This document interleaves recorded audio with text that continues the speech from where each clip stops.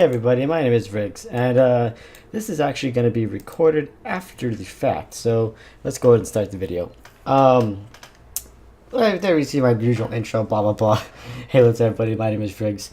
I guess I started at my home here. I guess I should explain why I'm kind of talking over myself. Basically, a lot of stuff's been going on. I've been super tied up, so I wanted to get in the studio and get this video done really quick right away, but for one reason or another, my audio system, even though it was all perfectly set up, when it recorded, it came out extremely choppy and basically ruined everything. So rather than re-record everything, I just decided to do a quick voiceover because I've never done that before, and let's see how this goes. I mean, worst case, it can just go extremely horribly wrong. So either way, I'm in the same boat. Anyway, so I was just talking about the pig over there, wondering if it was gonna be hostile or not, or just follow me around the map. This is the part where I started wondering how to work the thing, because I haven't played this game in like ever, and I had no idea which buttons did what, and I couldn't seem to switch to my pickaxe for some reason. But I finally got it, as you can see, and if I remember right, this rock gives me actually nothing, which is pointless. But I don't know why I'm gathering rocks. It's just something I did. So now that I'm starting to get the hang of the game, I started collecting all these little herbs, because I remember mentioning that herbs are basically like my only decent source of nutrition in this game. I mean, the little ground carrots are cool and all, but they're still pretty rare. So I just started grabbing all these sticks and herbs and basically collect them into my little butt sack. I don't know where I keep things. I assume this guy's got a butt sack or something, or a pocket somewhere. And this is where I realized that there was a quest pretty soon. That there was a little arrow there, as you saw, and it led to something to do. So once I grabbed a couple more herbs, I was trying to figure out what the heck to do. And was it here? Yes. See, this is where I realized that there's a quest arrow, and I'm like, oh, I never saw that before. That is new. So instantly running away from the dark area, which is probably a good thing, because that's where all the little like dark people live, or whatever, the little evil minions. I realized that, hey, there's actually something else to do where you don't gotta rely on my stupidity and crafting for 7 or 8 minutes. So I started running over there, and I was thinking to myself that that's pretty cool they added that. I'm not sure if they had that in the game before, but I definitely don't think they did, because that's something I probably would have done instead of just douche around for 10 minutes, like I said. So anyway, this is just me on my way to the quest, which I quickly realized is at the old man's house, and this is where I started to fear inside myself that it was just going to give me the same old BS storyline that he gave me before, but thankfully, he actually gave me some new dialogue, which was cool, because I was worried it would just be running circles. So now I talked to the old guy, and something about a witch. Excuse me, I'm so tired. Something about a witch. I don't know where that came from. I guess I got it when I beat up one of the little darkness things. That's where I remember getting the red arrow.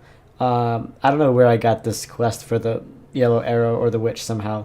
Anyway, he's like, yo, bring me some firewood. And I was like, ooh, boy, you're going to get it. You have no idea. I'm about to give you the most wood in the world, and not in a bad way. And that is where I realized I didn't have an axe. So I grabbed this little seed or whatever, and then the carrot. And I was trying to figure out the crafting button, but apparently tab is not the crafting button. You got to click it. And I crafted me a quick little axe here.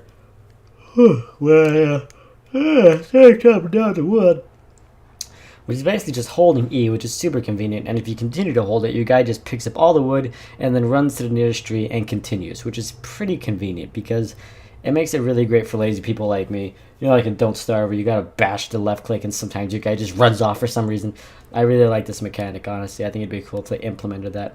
Anyway, so I got like 4 big trees for this guy, so he should be warm for a long time, which is funny because he gives me this answer here. Something about firewood, and then saying it's not enough to keep him warm, blah blah. And it's like, if you burn down 4 big trees, then you got too much fire going on. Anyway, so he's like, yo, be careful of the witch, she's cray-cray. And I'm like, this is the time where I started to guess whether I had enough time to make it way over there before nightfall. As you saw, it's basically 1647. I tried to save right there, but there's no save option. There is no save option. So I was like, alright. I was like, YOLO, I'm just going to sprint through the woods to the witch in the middle of nighttime as sun sets, and hopefully I'll make it there. And I'm like, yeah, well, I'll make it. Who knows? Who cares? So I'm continually running, It's 17:30, which is if my military time is not terribly wrong, something like 5:30, 5 or 6. I think it's 6. I don't know. It's one of those two. Anyway, it's gonna get dark really soon, and I kept. Oh my goodness! I'm so sorry.